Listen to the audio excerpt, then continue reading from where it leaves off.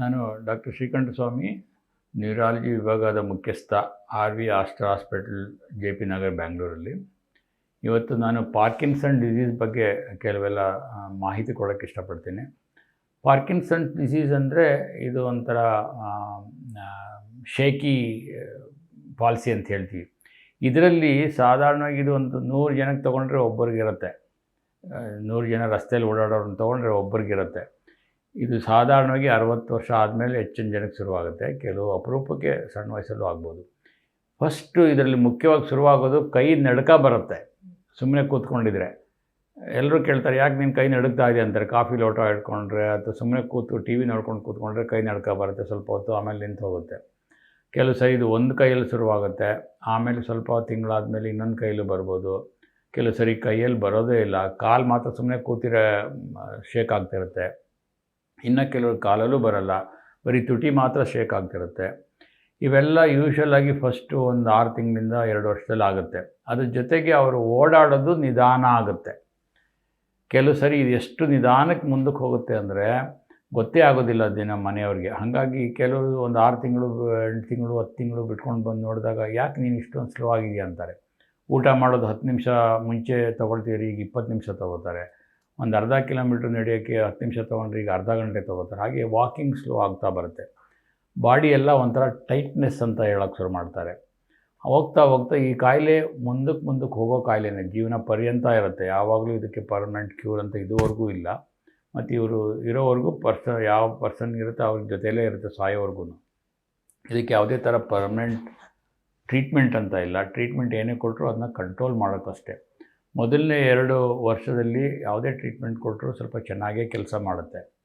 ಅದು ಹೋಗ್ತಾ ಟ್ರೀಟ್ಮೆಂಟ್ ಕೊಡ್ತಾ ಕೂಡ ಟ್ರೀಟ್ಮೆಂಟ್ಗೆ ಅಷ್ಟೊಂದು ಚೆನ್ನಾಗಿ ರೆಸ್ಪಾನ್ಸ್ ಕಾಣೋದಿಲ್ಲ. ಮತ್ತು ಟ್ರೀಟ್ಮೆಂಟಿಂದ ಸೈಡ್ ಎಫೆಕ್ಟ್ ಆಗೋ ಚಾನ್ಸಸ್ಸು ಜಾಸ್ತಿ.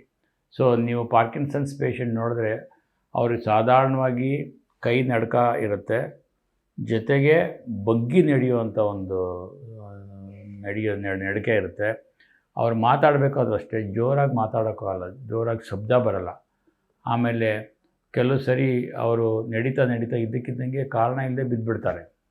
ಇವಿಷ್ಟು ಕೂಡ ಆಮೇಲೆ ನಡಿಬೇಕಾದ್ರೆ ಕೈ ಬೀಸೋದಿಲ್ಲ. ನಾವೆಲ್ಲ ಬೀಸ್ತೀವಿ, ಅವ್ರು ಬೀಸೋದಿಲ್ಲ ಹೆಚ್ಚಿನ ದಿನ. ಆಮೇಲೆ ನಾವೇನಾದರೂ ಒಂದು ಜೋಕ್ ಮಾಡಿದ್ರೆ ನಗ್ತೀವಿ, ಅಥವಾ ಸಿಟ್ಟು ಬಂದರೆ ಮುಖದಲ್ಲಿ ಬೇರೆ ಬೇರೆ ವ್ಯತ್ಯಾಸ ಕಾಣಿಸುತ್ತೆ. ಅವೆಲ್ಲ ಬ್ಲರ್ ಆಗಿರುತ್ತೆ, ಏನೂ ಕಾಣೋದಿಲ್ಲ ಕೆಲವ್ರಿಗೆ. ಸೊ ಇವೆಲ್ಲ ಪಾರ್ಕಿನ್ಸನ್ಸ್ ಲಕ್ಷಣಗಳು. ಕೆಲವು ಸರಿ ಅವ್ರು ಹೊರಗಡೆಯಿಂದ ನಮ್ಮ ರೂಮ್ಗೆ ಬರ್ತಿದ್ದಾಗಲೇ ಗೊತ್ತಾಗುತ್ತೆ. ಕಾಲು ಎತ್ತಿ ಇಡಲ್ಲ ಅವರು, ಕಾಲು ಎಳ್ಕೊಂಡು ಬರ್ತಾರೆ. ಸೊ ಚಪ್ಪಲ್ ಹಾಕೊಂಬಂದ್ರೆ ಟಕ್ ಟಕ್ ಟಕ್ ಟಕ್ ಅಂತ ಶಬ್ದದಲ್ಲೇ ನಮ್ಗೆ ಗೊತ್ತಾಗ್ಬಿಡುತ್ತೆ ಪಾರ್ಕಿನ್ಸನ್ಸ್ ಪೇಷಂಟ್ ಬರ್ತಾ ಇದ್ದಾರಂತ. ಸೊ ಹೀಗೆ ಇವೆಲ್ಲ ಪಾರ್ಕಿನ್ಸನ್ಸ್ ಲಕ್ಷಣಗಳು. ನಾನು ಹೇಳ್ದಂಗೆ ಇದು ಯಾವುದೇ ಥರ ಇದಕ್ಕೆ ಪರ್ಮನೆಂಟ್ ಕ್ಯೂರ್ ಇದುವರೆಗೂ ಇಲ್ಲ. ಕೆಲವು ಸರಿ ಎಲ್ಲ ಟೆಸ್ಟ್ಗಳು ಮಾಡಿದ್ರೂ ಎಲ್ಲನೂ ನಾರ್ಮಲ್ಲೇ ಬರುತ್ತೆ, ಯಾವುದೋ ಟೆಸ್ಟ್ ಏನೂ ತೋರಿಸೋದಿಲ್ಲ. ಇತ್ತೀಚೆಗೆ ಕೆಲವೆಲ್ಲ ಲೇಟೆಸ್ಟ್ ಟೆಸ್ಟ್ಗಳಲ್ಲಿ ಕೆಲವು ಸರಿ ಪೆಟ್ ಸ್ಕ್ಯಾನು, ಡೋಪಾ ಸ್ಕ್ಯಾನ್ ಅಂತ ಮಾಡ್ತೀವಿ. ಅದರಲ್ಲಿ ಕೆಲವು ಸರಿ ಇದು ಇರ್ಬೋದು ಅಂತ ಒಂದು ಸೂಚನೆ ಬರುತ್ತೆ, ಬಟ್ 100% ಇದೆ ಅಂತ ಹೇಳಲ್ಲ. ಸೊ ಇದಕ್ಕೆ ಟ್ರೀಟ್ಮೆಂಟು ಬಂದು ಸಿಂಡೋಪಾ ಅನ್ನೋ ಒಂದು ಅದು ಔಷಧಿ ತುಂಬ ಮುಖ್ಯ. ಇದೇ ಪ್ರೈಮರಿ ಡ್ರಗ್ ಅಂತ ಹೇಳ್ತೀವಿ. ಅದಿಲ್ಲದೆ ಪಾರ್ಕಿನ್ಸನ್ಸ್ ಪೇಷಂಟ್ಸ್ ಯೂಶ್ವಲಿ ಇರೋಕ್ಕಾಗಲ್ಲ. ಇದು ಮೇಜರ್ ಡ್ರಗ್ಗು. ಅದ್ರ ಜೊತೆಗೆ ಬೇರೆ ಕೆಲವೆಲ್ಲ ಒಂದು 8ರಿಂದ 10 ಡಿಫ್ರೆಂಟ್ ಮೆಡಿಸಿನ್ಸ್ ಕೂಡ ಇದ್ದಾವೆ. ಕೆಲವು ಸರಿ ಬ್ರೈನಲ್ಲಿ DBS ಸರ್ಜರಿ ಅಂತಲೂ ಕೂಡ ಮಾಡ್ತಾರೆ ಇದಕ್ಕೆ ಟ್ರೀಟ್ಮೆಂಟ್ಗೆ. ಅದು ಕೂಡ ಕಂಟ್ರೋಲ್ ಮಾಡುತ್ತೆ, ಪರ್ಮನೆಂಟ್ ಕ್ಯೂರ್ ಮಾಡಲ್ಲ. DBS ಅಂದರೆ ಡೀಪ್ ಬ್ರೈನ್ ಸ್ಟಿಮ್ಯುಲೇಷನ್ ಅಂತ. ಸೊ ಇವೆಲ್ಲ ಟ್ರೀಟ್ಮೆಂಟ್ ಆಪ್ಷನ್ಸ್ ಇರುತ್ತೆ. ಹೆಚ್ಚಿನ ಜನಕ್ಕೆ ಇದ್ರ ಬಗ್ಗೆ ಗೊತ್ತೇ ಇರಲ್ಲ. ಏನೋ ವಯಸ್ಸಾಯಿತು, ಕೈ ನಡುಗುತ್ತೆ ಅಂದ್ಕೊಂಡು ತಿಳ್ಕೊಂಡಿರ್ತಾರೆ. ಆದರೆ ಮೆಡಿಸಿನ್ ತೊಗೊಂಡ್ರೆ ಕೆಲವು ಸರಿ ಎಷ್ಟು ಚೆನ್ನಾಗಿ ಇಂಪ್ರೂವ್ಮೆಂಟ್ ಆಗ್ತಾರಂದರೆ ಕೆಲವರು ನಮಗೆ ಆಶ್ಚರ್ಯ ಆಗುತ್ತೆ, ಇಷ್ಟು ಚೆನ್ನಾಗಿ ಇದ್ರ ಇವರು ಮುಂಚೆ ಅಂತ. ಹಾಗಾಗಿ ಇದ್ರ ಬಗ್ಗೆ ಜನರಿಗೆ ಮಾಹಿತಿ ಇರೋದು ತುಂಬ ಮುಖ್ಯ. ಯಾರಿಗಾದರೂ ಕೈ ತಾನು ನಡುಗ್ತಾ ಇದ್ದರೆ ಕೂತ್ಕೊಂಡ್ರೆ, ಅಥವಾ ನಡೆಯೋದು ನಿಧಾನ ಆದರೆ, ಮಾತು ಜೋರಾಗಿ ವಾಲ್ಯೂಮ್ ಜೋರಾಗಿ ಬರಲಿಲ್ಲ ಅಂದರೆ, ಅಥವಾ ಇದ್ದಕ್ಕಿದ್ದಂಗೆ ಬೀಳೋಂಗಾದರೆ, ಬ್ಯಾಲೆನ್ಸ್ ತಪ್ಪೋಂಗಾದರೆ, ಮತ್ತು ನಡೆದ್ರೆ ಒಂಥರ ಸ್ಟಿಫ್ ಮ್ಯಾನ್, ಒಂಥರ ಬೊಂಬು ಮ್ಯಾನ್ ನಡೆದಂಗೆ ಕೈ ಕಾಲು ಬೀಸದೆ, ಈ ಥರ ಯಾರನ್ನಾದರೂ ನೋಡಿದ್ರೆ ಅವ್ರಿಗೆ most of the time Parkinson's ಇರೋ ಚಾನ್ಸಸ್ ಜಾಸ್ತಿ. ಅಂಥವ್ರನ್ನ ನರದ ಡಾಕ್ಟ್ರನ್ನ ಭೇಟಿ ಮಾಡಿ ಅವರ ಸಲಹೆ ಪಡ್ಕೊಳ್ಳಿ ಅಂತ ಹೇಳೋದು ತುಂಬ ಉಪಯೋಗ ಆಗುತ್ತೆ. ಅವ್ರಿಗೂ ಉಪಯೋಗ ಆಗುತ್ತೆ, ಯಾಕೆಂದರೆ ಇದು ಹೋಗ್ತಾ ಜಾಸ್ತಿ ಆಗೋ ಕಾಯಿಲೆ, ಯಾವಾಗಲೂ ಕಡಿಮೆ ಆಗೋದಿಲ್ಲ. ಅದ್ರ ಜೊತೆಗೆ ನಾವು ಮೆಡಿಸಿನ್ ಚೇಂಜ್ ಮಾಡ್ತಾ ಹೋಗಬೇಕು. ಮತ್ತು ಕೊನೆಗೆ ಏನಾಗುತ್ತೆ, ಅವರು ನಡೆಯೋಕ್ಕೆ ಕಷ್ಟ ಆಗುತ್ತೆ, ಅವ್ರಿಗೆ ಸಪೋರ್ಟ್ ಬೇಕಾಗುತ್ತೆ.